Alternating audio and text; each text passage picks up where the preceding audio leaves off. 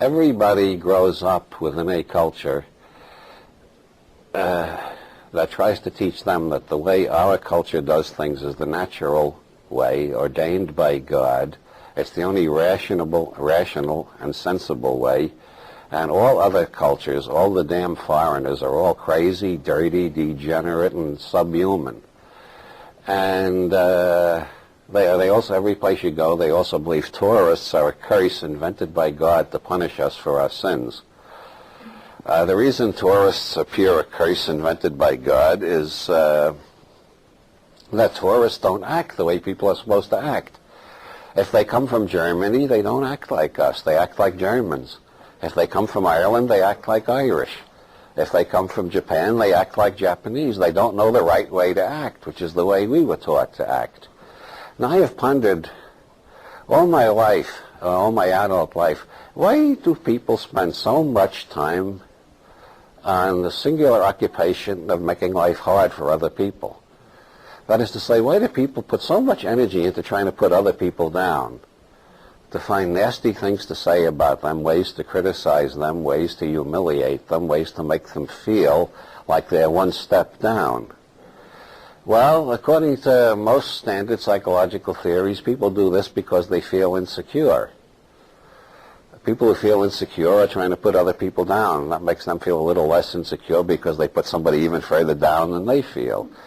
Okay, that theory sort of makes sense, but then you look around and you see how much time people spend trying to put one another down, and the only conclusion you can come to is that everybody feels insecure. Human society consists of a bunch of people who basically have this program, which the great New York psychologist Albert Ellis defined way back in the 50s as, I am a no good shit. Ellis I regard as my great predecessor in using honest language in books about psychology, describing the way people really think and feel. I am a no good shit. That is the basic program that most people are operating on. The second program is, if I pretend hard enough, nobody will guess I'm a no good shit. And the third program is, the way to do it is to convince everybody else that they're no good shits. The people who become most adept at this find an ideology which allows them to go around correcting everybody else all the time, which explains why there are so fucking many Marxists in the world, even after Marxism has totally collapsed everywhere outside of China, Cuba, and Pacifica Radio. Marxism is basically a maneuver to put other people down. You just wait for them to say something. You got a long list, and as soon as they violate one of the taboos, you jump, aha, bourgeois thinking, male chauvinism, whatever is the latest thing. And now, why are people so devoted to putting one another down? Why do they all have this basic program, I am a no good shit? Well, infants are born without any culture. Every infant, as Bucky Fuller once said, is born naked, hungry, and intensely curious. And that's about it. Naked, hungry, and intensely curious. So the principal role of parents is to take this naked, hungry, intensely curious being and persuade it, cajole it, browbeat it, terrorize it, or one way or another convince it that the way we do things in this tribe is the natural way ordained by God, and anything you feel like doing or want to do or that seems natural to you, if it doesn't fit into tribal customs, you got to stop it right away.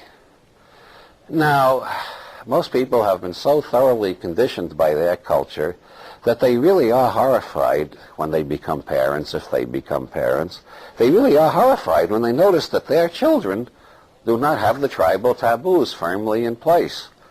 The children are born without the taboos. They do all sorts of things that, according to social standards, are immoral, unethical, disgusting, perverse, and not the way human beings are supposed to behave. So the parents are really shocked. Oh my God, we gave birth to a monster.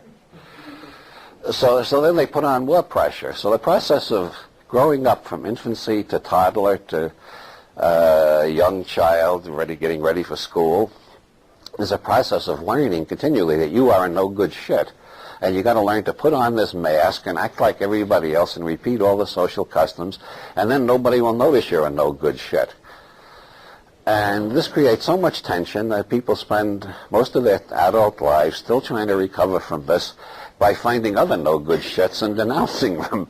So human society consists of a search and destroy mission against no-good shits. Let's find the no-good shits and get rid of them. You walk through a museum and you see a Rembrandt, a Botticelli, a Leonardo, a Van Gogh, however you want to pronounce it, a Cezanne, a Picasso, a de Kooning, a Jackson Pollock, a Klein, an Oldenburg, photos by Mapplethorpe.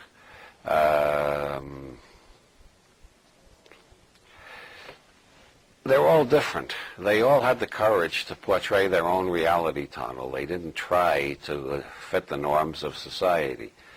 And they didn't imitate one another either, which is the era of all mass movements. Every rebellious mass movement sets up an orthodoxy which everybody tries to imitate, and they become just like what they're rebelling against. Art doesn't do that. If you look at the early works of Van Gogh, you'll see he was imitating Rembrandt. That was part of his training, how he taught himself to paint. If he went on imitating Rembrandt, you would never have heard of Van Gogh. It's because he had the courage to paint in his own way that he became a classic. Picasso found his own way of seeing things. That is what makes them valuable. And yet we've got reality police, self-appointed reality police in our society, going around telling us we should all be living in the same reality. And if we dare to live in our own reality or to speak frankly about the fact we're living in our own reality, they want to lock us up and give us shock therapy or something. In other words, the idea of one reality, which is more or less taken for granted, the idea that there is one reality, is a conspiracy to destroy art and creativity. And what does science grow out of?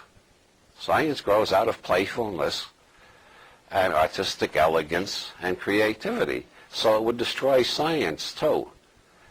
So the idea of one reality is not only anti-artistic, anti-individualistic, anti-self-realization, but it's even anti-scientific. So have the courage to live in your own reality. If your reality gets too weird, your friends will eventually tell you, hey, lay off for a while. Don't come on so heavy. Reality is what you can get away with. The point at which you can't get away with it, it's not real anymore.